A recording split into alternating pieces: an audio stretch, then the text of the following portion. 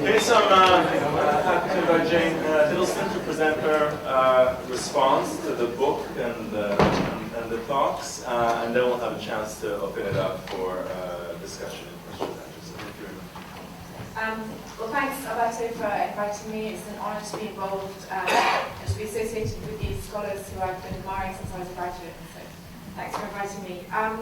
I'm going to say a few words about the volume generally and about its importance, and I'll just try and weave in a few thoughts about the lectures and some questions at the end.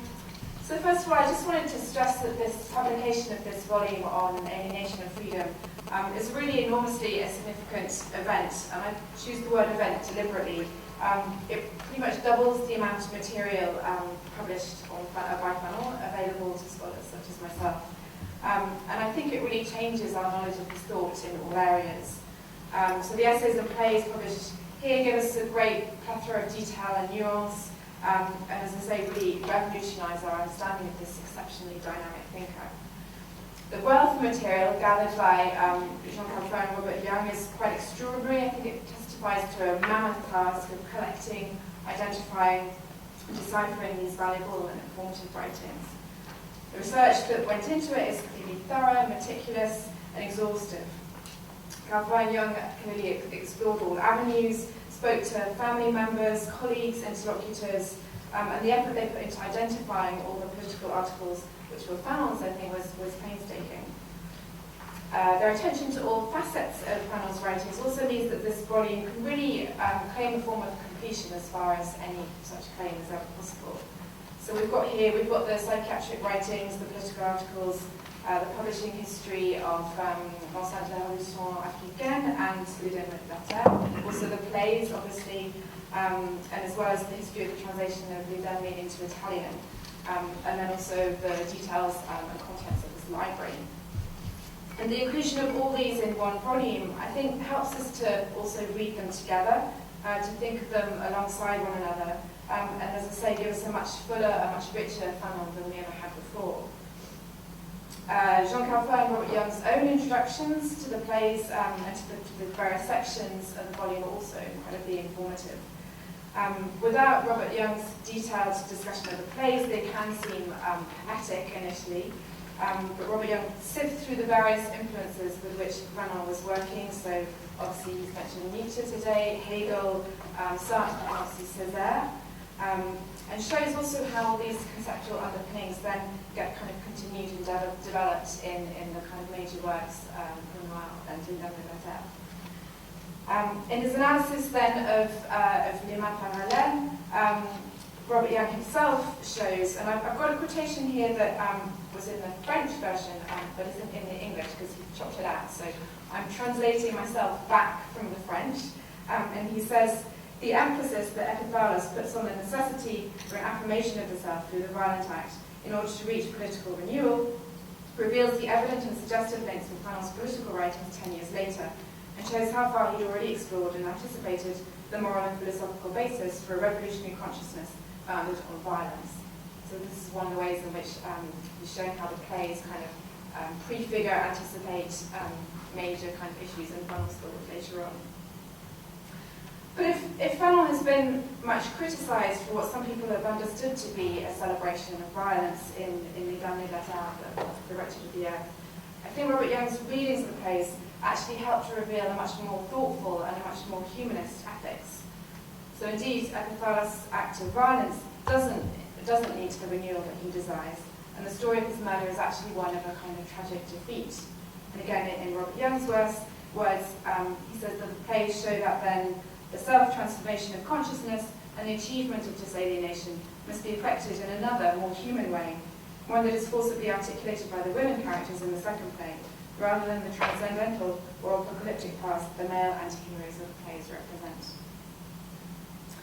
This reading of the plays is then complemented and, in a sense, supported in the volume by the juxtaposition then with the psychiatric and political writings, which then in turn inform and explain one another. And Jean-Claude Frantz lucid and scholarly introductions, as well as his articles and his paper today, Add, I think, much needed and highly valuable nuance to understanding of Fanon's worldview, and in particular, perhaps this conception of violence, for which, as I say, Fanon has in some quarters become notorious.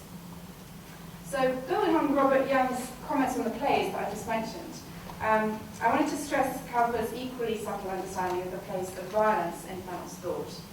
So above all, Jean Calvert argues forcefully and convincingly that Fanon in no way glorified violence, nor indeed did he actively recommend it as an unproblematic revolutionary strategy.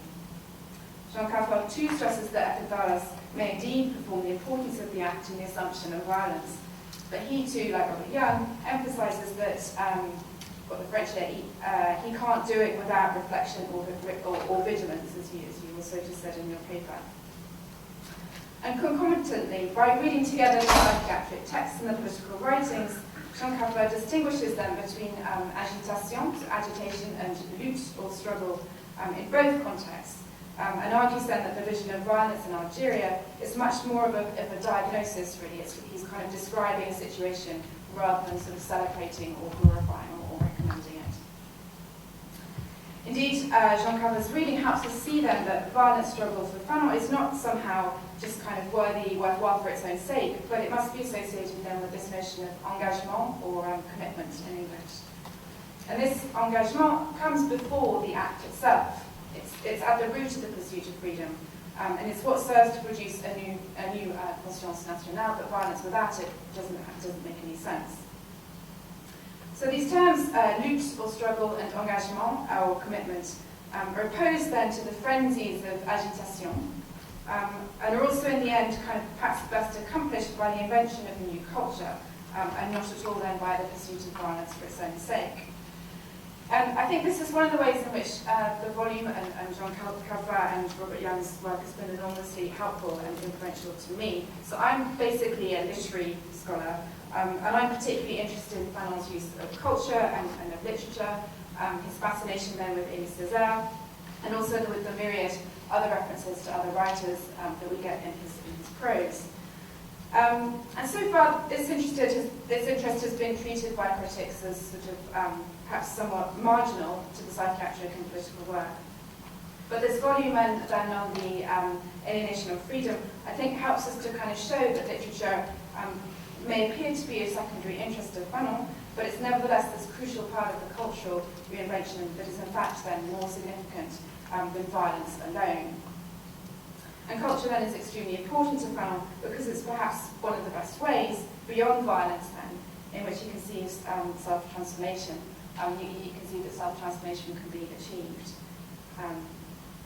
So just to go back to the volume, I'm going to just make two more points about this, two more observations of what particularly sort of useful about it.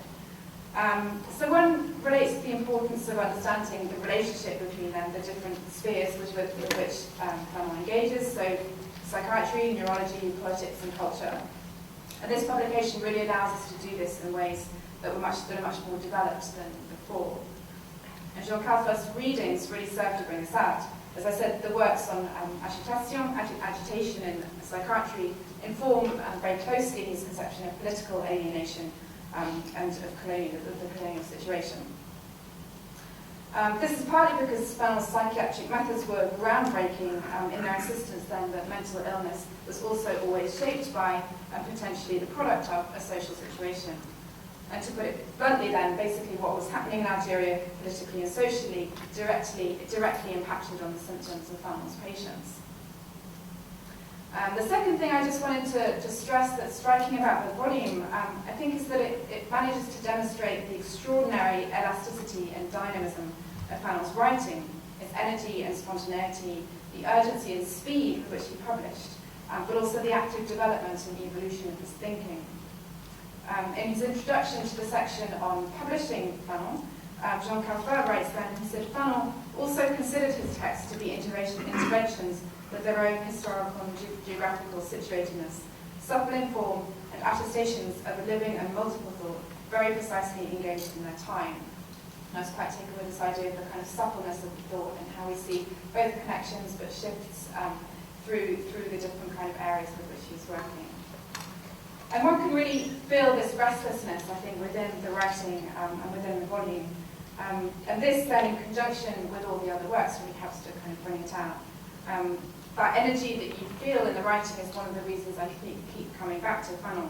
And again, I think it's been very helpful for Robert Young and Jean Calfat to produce this volume that's really given us this amazing resource to kind of come back to and to think about the different kind of forms of his writing, the evolution and the kind of the shifts and parallels between the different areas.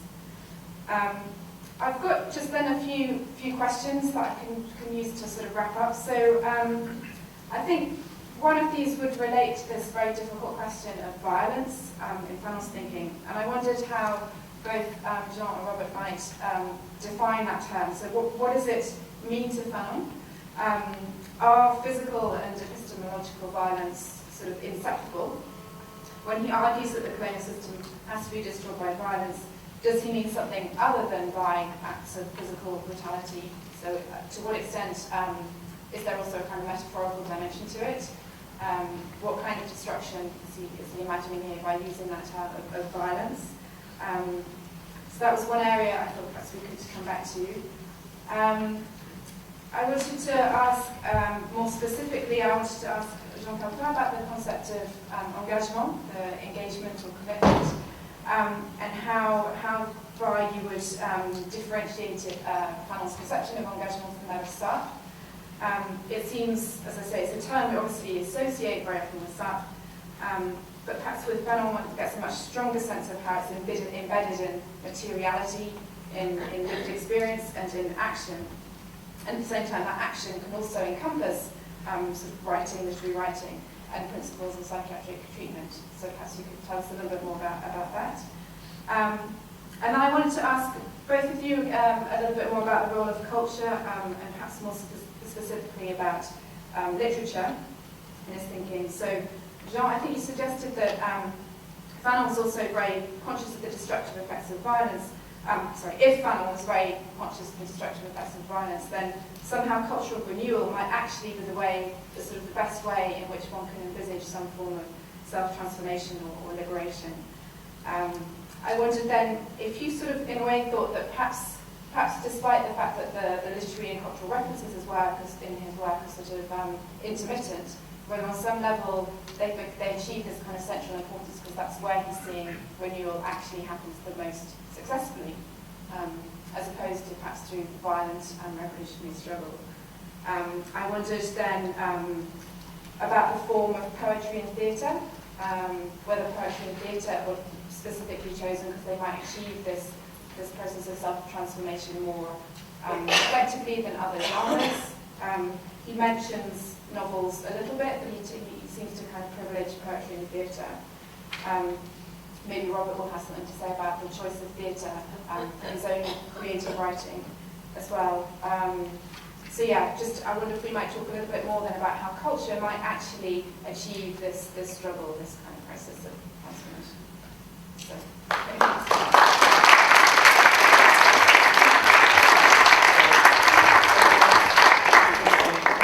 yeah, please ask if you wanted to just take a seat, John and Robert, and then we can just have a discussion with these questions as well.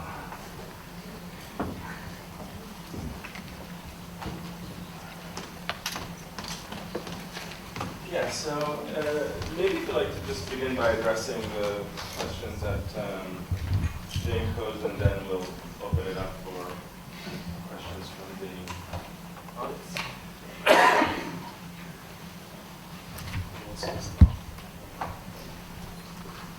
Okay, so perhaps if I start from the end to answer this question, I was thinking all along, you haven't mentioned one aspect of Fanon's thought which is really interesting in this volume.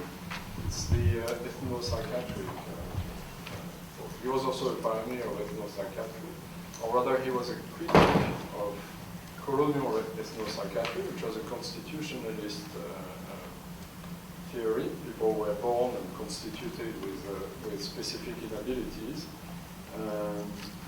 And rather what he did was to try to understand his patients, to acquire an understanding of their own modes of conceptualization of their own diseases.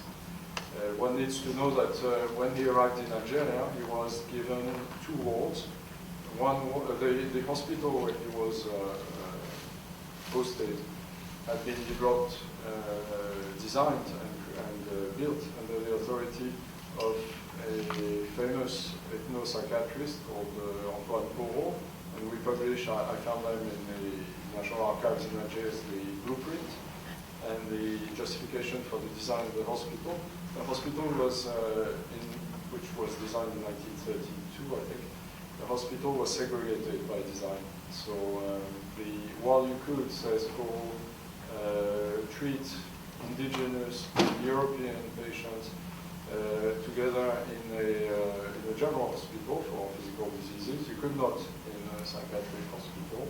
They had to be segregated. There were some inabilities to change, to respond to psychiatric treatment, which were constitutional to the indigenous population. So when Fanon arrives, he's given 2 wards, one of European women and one of Muslim indigenous, as they were called, men.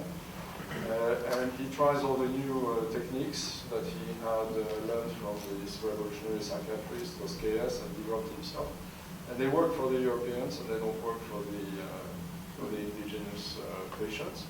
And he wrote a series of articles on that, saying that, of course, the first temptation would have been to, not his, but the official psychiatry, would have been to attribute this discrepancy to the constitution, the mental constitution of the indigenous populations. That, of course, cannot do. He had written some texts already in France about the misconstruction of the mental framework of immigrant workers. So, and of course, it was Fanon, he could not accept that. So then he went out to study local beliefs, spent nights in the mountains, seeing how marabout, local saints, would treat people and so on. Had a number of texts translated. Just today I found where one of the texts that we were puzzled about came from in the Fanon archives. And try to understand the way people, through their own culture, could understand their own situation and transform it. And then he reformed the social therapy within hospital along those lines. Read the text, you'll see what sort of reforms he introduces.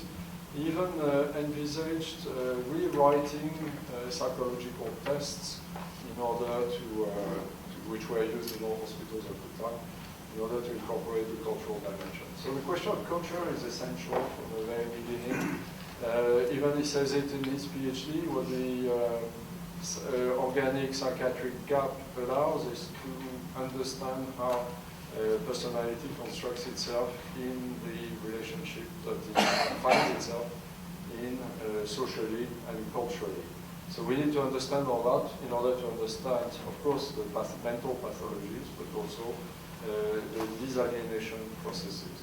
And when you read, I mentioned it very briefly, when you read year 5 of the Algerian Revolution, it's a very strange book because it's made up of chapters that have absolutely no link between each other, except for the fact that they deal with realities which during cultural realities, a piece of garment, a mean of communication, the transistor radio, for instance, those cultural realities had become solidified, ossified under the gaze of the colonialists, who had become very good at turning the other into an object in a museum.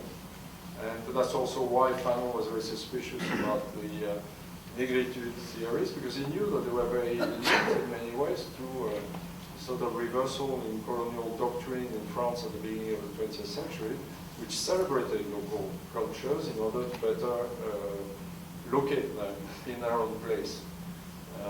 So the whole revolutionary process is when people take, again, their own cultural artifacts, their works. For instance, he speaks about using epics, tales, in the context of the hospital, and he says that then suddenly those solidified works take a new life. They relate to the life of the individuals. And it's through this rebuilding of the culture, reinvention of the culture through the revolutionary process that these people are going to disalienate themselves, and not through the reference of to a glorious past which has been already enclosed in the museums and in the theories that the colonialists had developed in advance anyway. So I don't know whether that really answers your question, but constantly the question of culture is there from the very beginning in the psychiatric works, and of course at the end in the Wretched of the Earth, where the chapter of national culture is in fact a warning to the new elites not to take or to use the heritage in order to assert their power, but rather to allow themselves to be questioned and for a real culture to appear. Sorry, it's a long answer.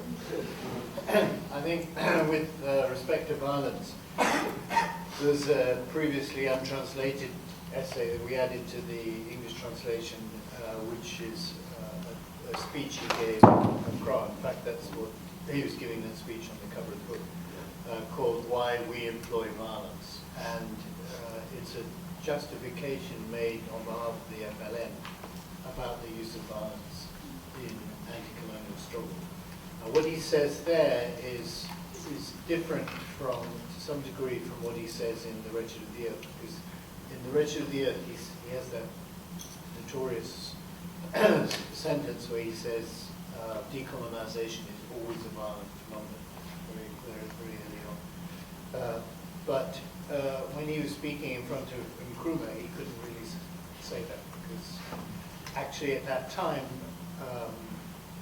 non-violent anti-colonial struggle was the dominant political mode on the basis of the prestige of Gandhi's methods in India, which was then taken up by Nkrumah and Nayeri and so forth. So actually the 1950s, which is Fanon's era, was the era in which certainly in the British colonial arena, non-violent revolution was seen to be the most successful and effective one. And of course the ANC in South Africa also followed that. But actually by the end of the 1950s, with the prestige of the Cuban Revolution, and in particular of the Algerian Revolution, there was a shift towards violence as the most strategically, should we say, effective form of anti-colonial revolution.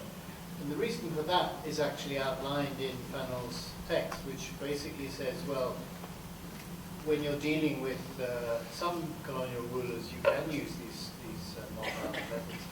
But basically, when all else fails, as is the case in Algeria, when you've tried them and got nowhere with them, then you have to you're boxed into a corner, and you have to resort to violence.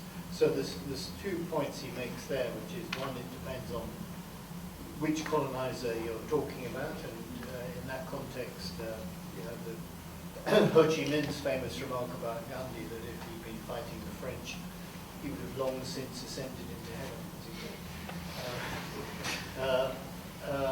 And of course, Ho Chi Minh knew what the French were like. But the prestige of the 1954 victory over the French in Indochina was what precipitated the FLN to declare the independence struggle. So that was, as it were, a parallel track that was going on, which gradually became more and more important. In effect, as colonial countries released from colonial rule those countries that they, for whatever reasons, they allowed independence to without a struggle. And of course, France, de Gaulle did the same thing in West Africa. But by that point, 59, 60, and so forth, you're faced with the Portuguese colonies, which were being suppressed by violence. You've got Rhodesia, you've got Algeria. You basically got the remnants of the colonial regimes, particularly ones with settler colonies where the settlers refusing to leave. And at that point, Fanon says, you have to turn to violence. So it's a much more historicized view of the role of violence. The role of violence in Wretch of the Earth, in a way, is a more philosophical or psychiatric one, actually, where he's talking about the need to erase colonial culture, not only to get rid of the colonizer, but to get rid of the after effects of colonization, which is basically the need for, or the historical determination for a colonial society to live on afterwards, when actually the whole society has been shaped by the violence of colonialism. How do you deal with that? Well, in Fanon's view, you actually erase it, you wipe the slate clean, and reconstruct it. So that is how he conceives of culture. And by the time of the late writings, his idea of culture is very holistic. It's much more the idea of culture as the total practices of a society, it's an anthropological sense of culture, than the idea of culture as in literature and so forth. And actually although his writing stays very literary, his uses of literature in The Wretch of the Earth are relatively instrumental. He's not actually interested, for example, in Algerian literature and what's coming out of the struggle. He goes elsewhere. He's looking for people who basically will say, will give the right message. So the role of literature that he discusses later on, actually, I find less interesting than this very radical role of literature that he sets up in the department, which is altogether revolutionary. Maybe we can open up the floor for questions then. So. I just had a follow-up question, just on the back of exactly what you said just now too. Wondering if either of you could elaborate on the exact relation between this alienation and the heritage that one is supposed to and not supposed to discard. Because one of the most striking things about one of the quotes, I mean, the plays, or the sections of the plays that you presented was it's extremely Greek, right? I mean, what is this tension then? I mean, is it? I mean, clearly, it's there's a certain fantasy of Venetianism that abides in the early 20th century and onwards. That it has specifically to do with like self-creation, self-renewal. That goes on all scales of the political spectrum. At best, there's a tension at work, I think, in the retention or like even the transformation of the Greek, especially, right? It's kind of like European civilization. What do you think he's doing here, especially in relation to like this alienation?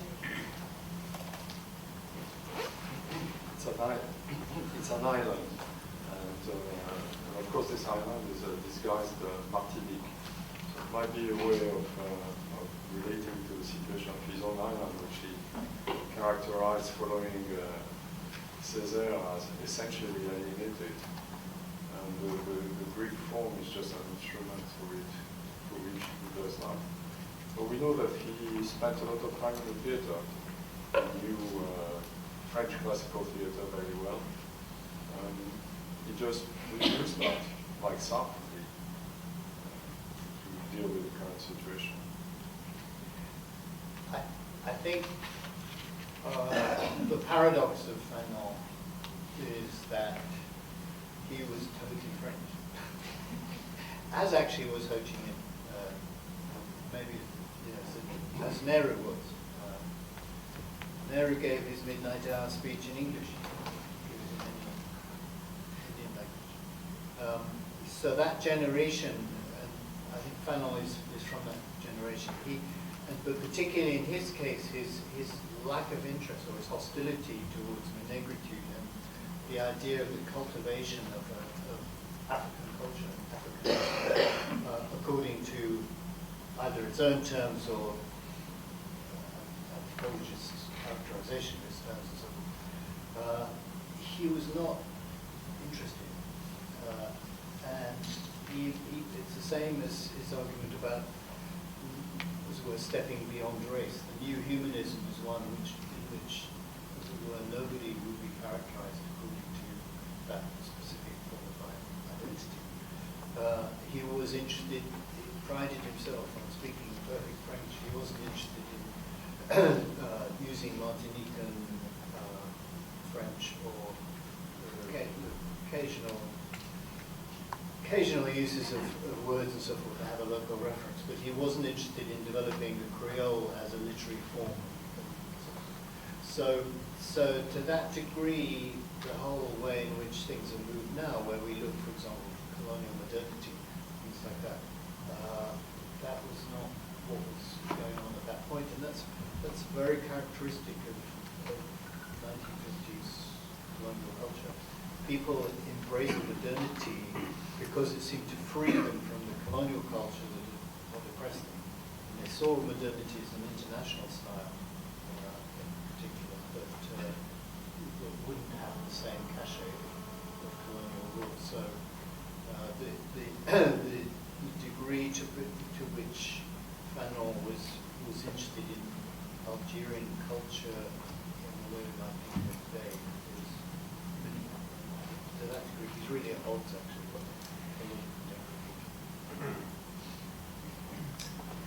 I have first of all, thank you very much. Thank you for the wonderful publication and for all the presentation. I have a slightly unrelated question. It's about the references. I was curious whether you had come across the work of Georges Angoulême, and whether in particular Kurt Goldstein was a psychiatrist. Yes.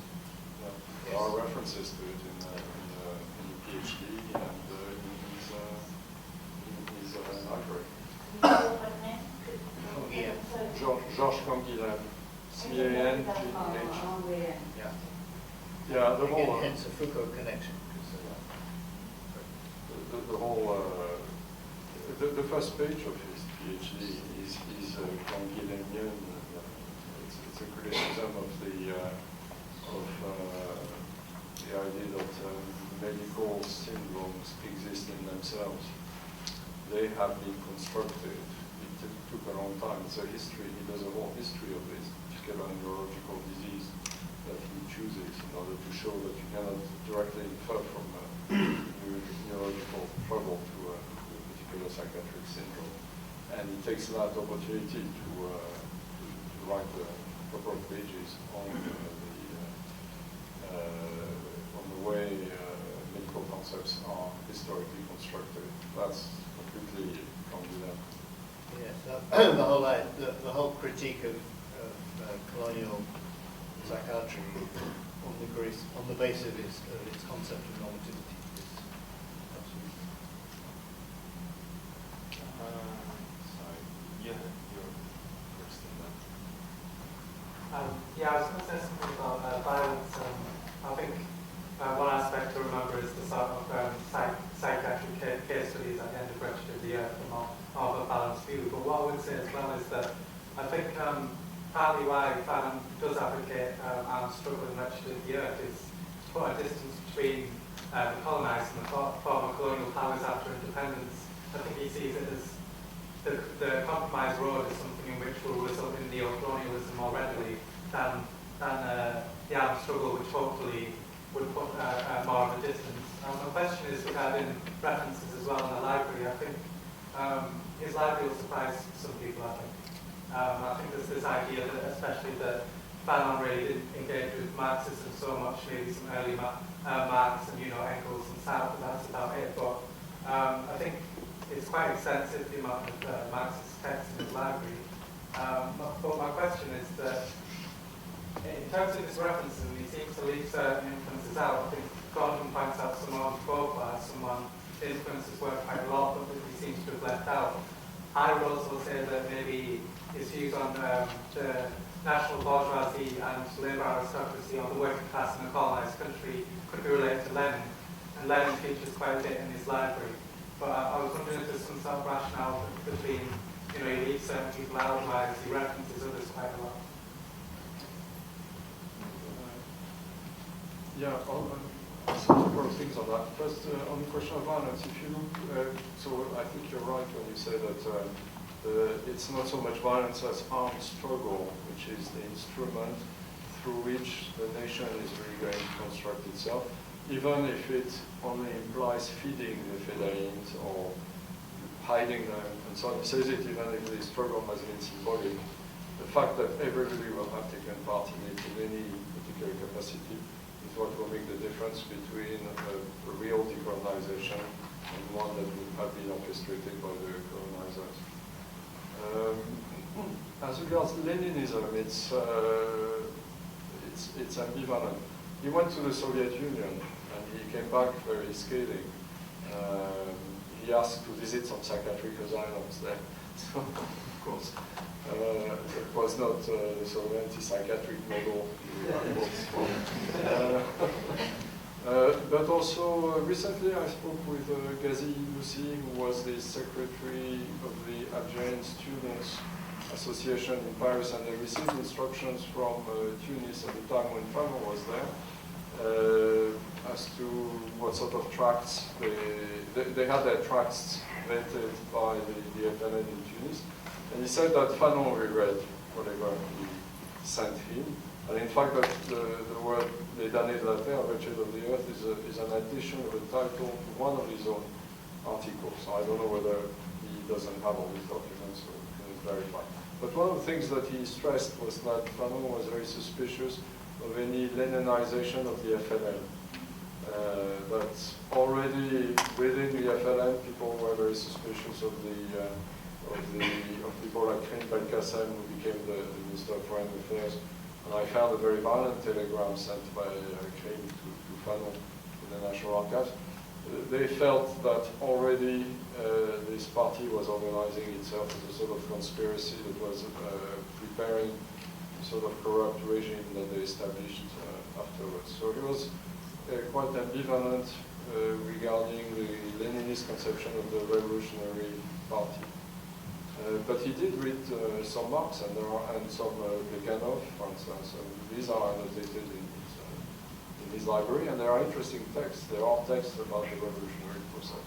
I think just on the library, it was actually Josie Fanon, his wife's library, and actually they had children's. A few of the individual copies are signed by Josie. So it was clearly a shared library. We only cite the material that goes up to the end of, published up to the end of Fanon's life, so it's not small, but it's also hard to say, as it were, if the book is annotated, it's hard to say, A, whether he read it, B, whether it was his or Josie's. But clearly, I think as he moved into the FLN circles, moved into what was basically a Leninist theory of revolution, capture the apparatus of the state. That's what they were trying to do, after all. He bought, as was available in those times, or was given, block collected works of Mao, Marx, Lenin. So they're certainly there. What's important is both to look at what he annotated and then what he references in his work to get a real sense of how deep his reading and his thinking went at that point. But that's a much more tricky question. Yeah, the library is about 1,500 volumes. When I started going through all that, I removed about 1,000. There's about 400 that I'm completely persuaded were Fanons or where he was really involved in. There's about 100 that were clearly shared. And in this, when I conceived this section, I separated what was more like propaganda that they received automatically from the rest, so that this is the more dubious part. I think what I'll do, because there's quite a few questions, I might just take 3 together, get some answers, and take another 3, because we only have about 15 minutes and I wouldn't want to go to this. So 3 people here in this order, 1, 2, and 3. And then there's 1, 2, 3 at the back. Thank you everyone for your work. It's a really short question. Did Fanon ever try to get the place staged? Yeah, Well, I'll take all three because they're awesome.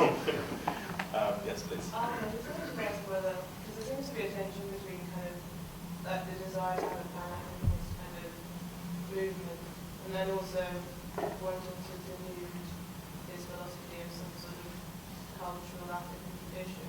I was wondering whether it's kind of, whether there is any African philosophy or like black heritage philosophy that you, or like writing structures and forms that are in what he's doing. Or whether it does kind of follow on from that Western philosophical tradition. And also because you were talking about surrealism earlier, which I guess in itself has sort of like mixed historical roots. Yeah. It's interesting when you mentioned the paradox. Fanon lives as a French and he came to Algeria. And don't you think that it's a case of self-transformation? I mean, to think of Fanon as praxis, a philosopher or a thinker of the praxis, and how we can think of him distant as, authentic thinker compared with other Western philosophers, like, for example, Sartre, because as you said, he takes his identity beyond to humanism. So how he practiced, my question, how Fanon did he practice his humanity through his life and experience? I mean, he performs his knowledge, in this sort of transformation. If we think, for example, how he takes psychiatric as, in a clinic, he deals with individual to politics, and how he reads the society, the collective society compared to, for example, Freud, who deals with individual and he doesn't take it to the level of collective. And for example, Sartre, who, although he wrote the introduction of Frantz Fanon, but his possessions as a human being towards oppression or colonialism, for example, Edward Said criticized Sartre. He was surprised about his position towards, for example, anti-colonial Israeli occupation. So I mean, how there is a sort of dialectic inside Fanon, and this dialectic is productive. I mean, it to produce a sort of rich knowledge and complex. That's why, until now, we see, and I'm wondering how he takes psychiatric in clinics as, he practiced as a doctor and then to politics, now writing, he's writing in plays. So it's like, how we can think of a praxis between, knowledge. I'm interested in this question, between knowledge and life experience, how life experience informs the knowledge, and how these thinkers practice humanity through transformation. We have a testimony on the final point, which is that when he was in Tunis from 1956 onwards, he ran a clinic. So the way it worked, as well as writing books and so on. So he arrived at 7 a.m., dictated to Marie-Jeanne Manuelan, who was his assistant, until 9. From 9 to 12, he did his clinic, where people came to consultation, etc. Had lunch, because he was French, so 12 to 2.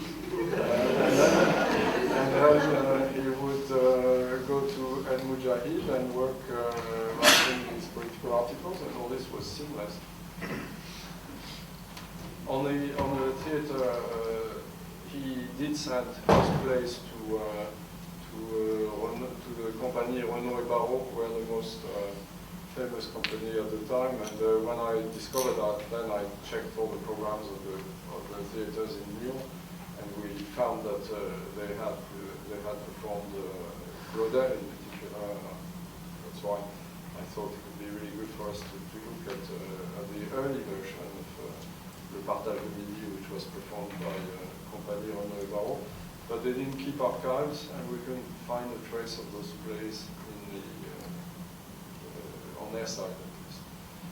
So So it's just a report that he did send them unparalleled to Barrow. That's the only evidence we have that he actually made an attempt to get staged or published. In terms of his interest, I think we should maybe qualify when I was saying that he was completely absorbed in French culture and Greek drama and so forth. He was very interested in African American writers in particular. He was, of course, totally obsessed with Césaire. So he quotes Bernard de Best, for example. So he was very interested in Wilfredo Latin. He was very interested in contemporary black Greek persons of color who were writers and who, particularly if they articulated something of the black experience, as Richard Wright does so so that was something he was really interested in. He was not interested in, as it were, looking for an alternative identity through an Africanness that was separate, no more than Richard Wright was. So he was certainly interested in contemporary writers like himself, you could say. He despised the Sango.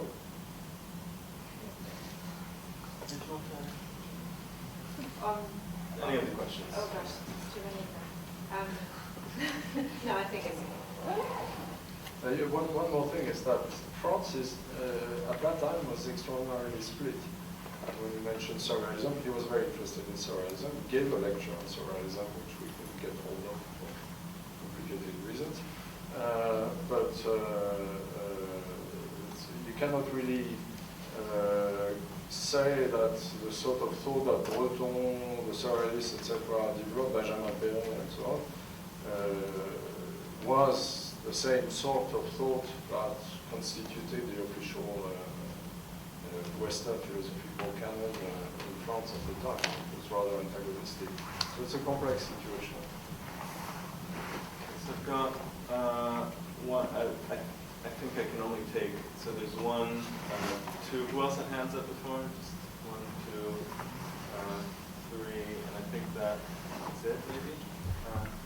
4. You had a question as well. Okay, so all the way to the back. Yes.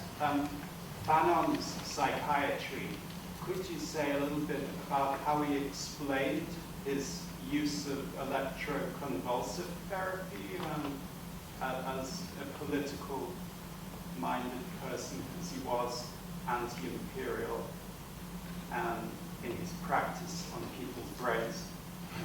Okay, thanks. Yeah? I was just wondering the concept of vigilance, which was being emphasised, seemed to me quite Republican. The idea that you have to be kind of active and vigilant in order not to slide into kind of being dominated or tyranny. And I just wondered what, if any, kind of engagement with the Republican tradition, whether it's sort of French or perhaps 17th century English. They thought a lot about regicide. What if there is any engagement with republicanism that you would identify in the text you've been in the new volume? I was wondering about the role of the Soviet Union at that time, because my understanding is that although the Soviet Union supported anti-colonial struggles, it was only to a certain extent, and it was often very, very cynical, because they had already come to terms with capitalism and had been revolutionary and were compromised.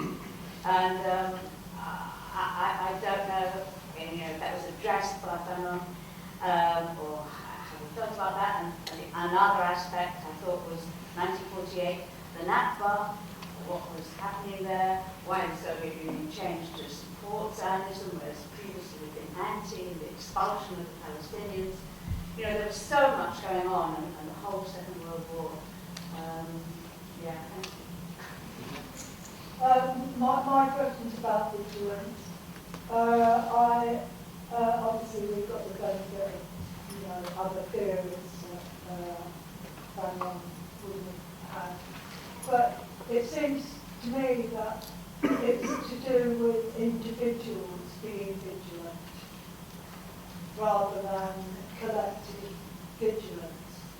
So my question, I mean, compared to Marx, who and false consciousness and the end of false consciousness, this is, you know, where a class in itself became a class for itself. It's collective. It must be collective. Whereas I think Fanon's vigilance, especially you mentioned responsibility, you know, everybody in the hospital, including the patients, which is laudable, but isn't that revolution? It had to be vigilant, but as atomised individuals. So when would the final part or consequence would be who would then oversee the vigilant, because unlike Marx's ideas of collective full consciousness, there could still be ideology lurking all over the place.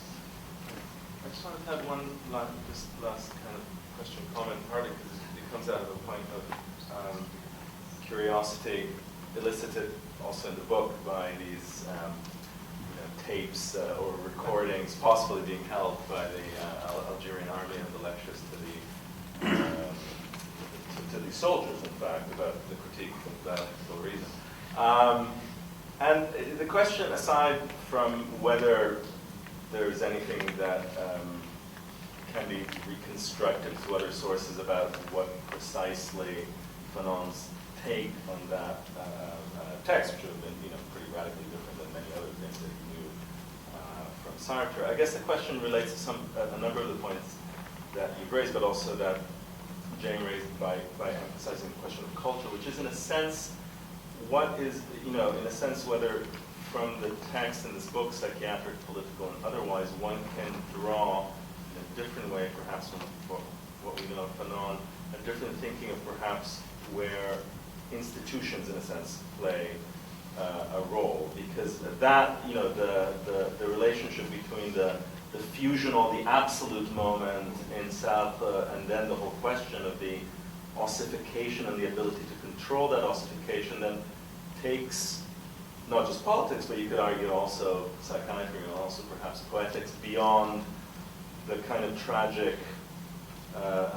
dualism or the impasse that sort of played out in some ways in your reading of the plays. And that's why I was sort of struck by also the resonances to Les Mains Sales, to Sartre's Dirty Hands, not in the Pale Hounds, but in the other play, with Lucien's arguments about compromise, about, it reminded me of the Hutter's speech to Hugo. When he says to Hugo, the revolutionary heroic figure, you don't love life, you don't love real people with real bodies, you just love ideas, and in a sense you just love yourself, or your kind of revolutionary narcissism. So I was wondering if there's a real struggle in Fanon between that desire, in a sense kind of unmediated desire for absoluteness that perhaps gets in some way staged and perhaps almost criticized with the two figures of Hiddleston and Frantz, and then the institution, or perhaps it's also a tension between the shock therapy and the institutional word psychiatric. I don't know if that's some way of...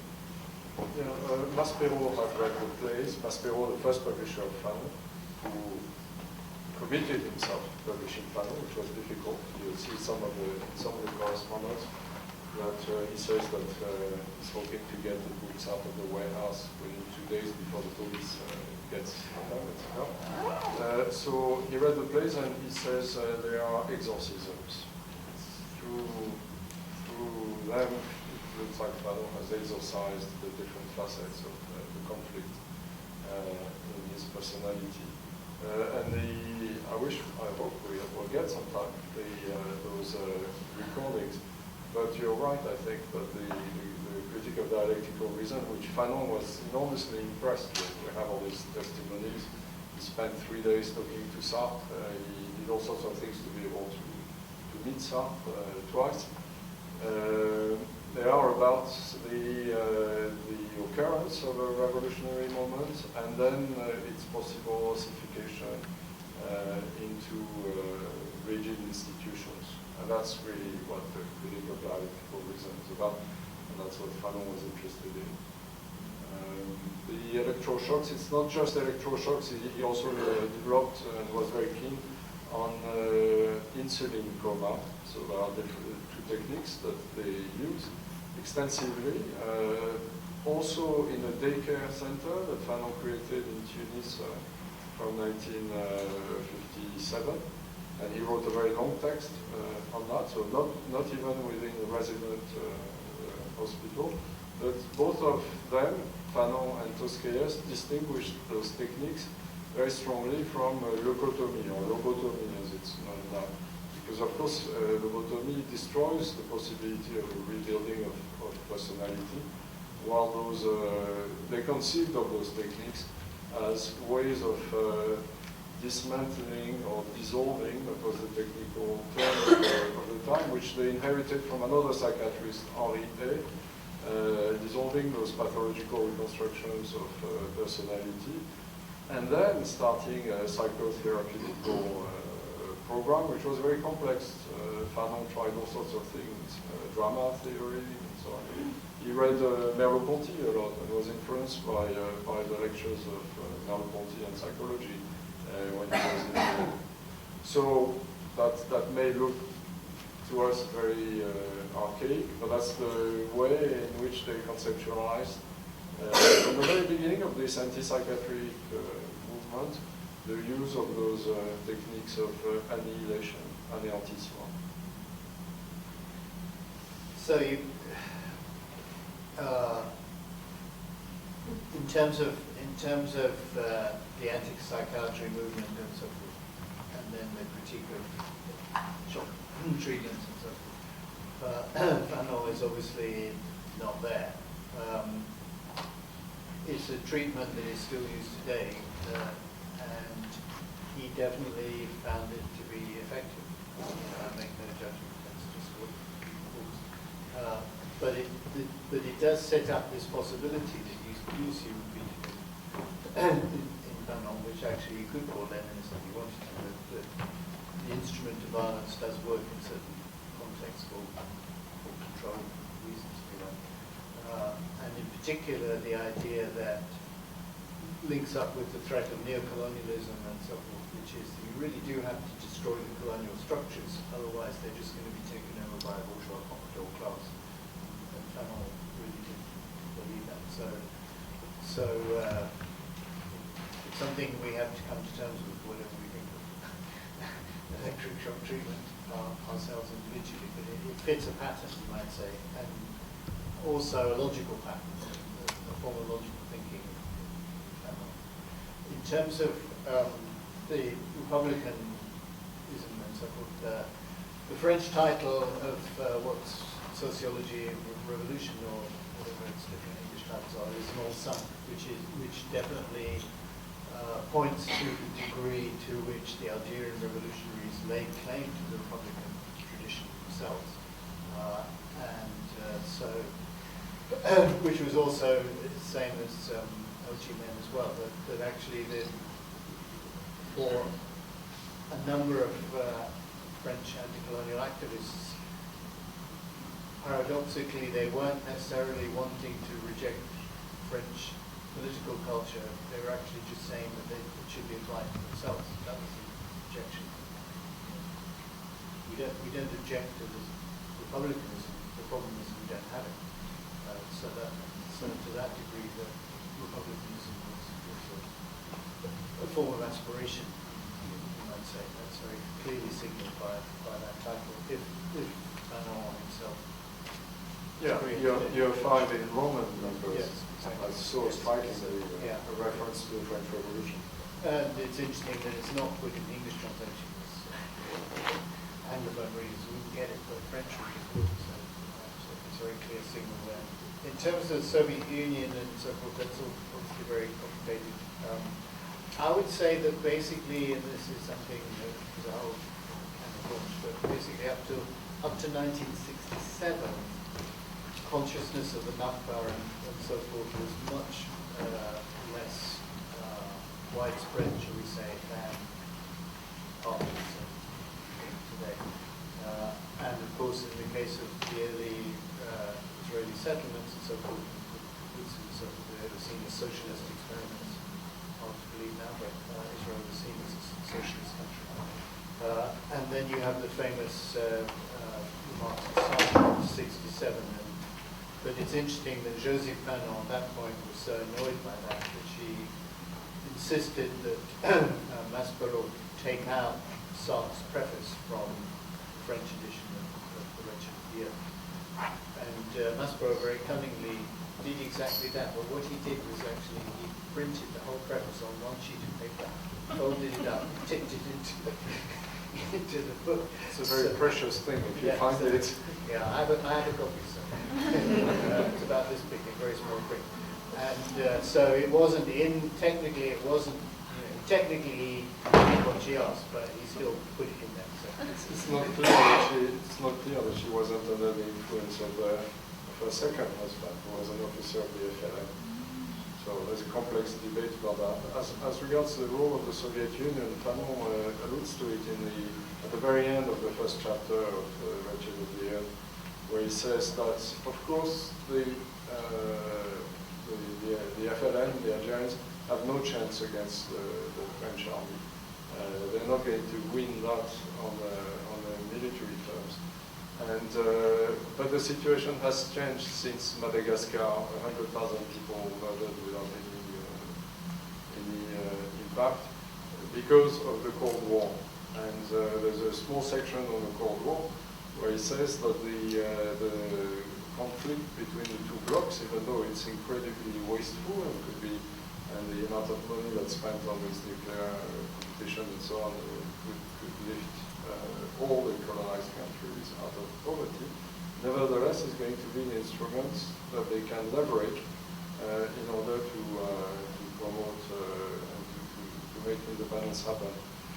And that's the case. It's at the UN that the Algerian independence was won, even though the Algerians don't want to accept it, or it's not a popular thing to say. But Fanon said it clearly, and it's obvious. There's also the influence of the Yugoslavs, the influence of the Chinese, who took advantage of the situation. So the Soviet Union was, the FLN was very suspicious of that. And the Italian Communist Party, which always supported the FLN. That's why Fanon always went to Rome. So it's a complex picture. Okay, well, before I ask you to thank our speakers and indeed our readers for really enriching our perspectives on Fanon, I want to just briefly say, if you want to be kept abreast of further events organized by the center, there's a website at which you can register to a mailing list, which is cpct.uk. And you'll also find there information about our next event, which I think is perhaps our... It's the final event of the year is on the 12th of June.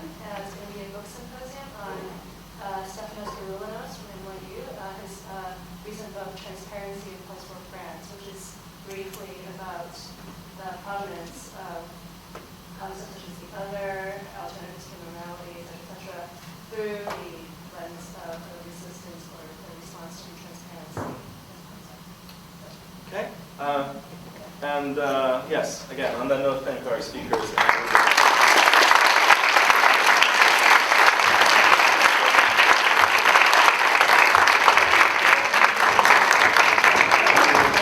think you have a couple of minutes left to snap up copies on sale if you so wish.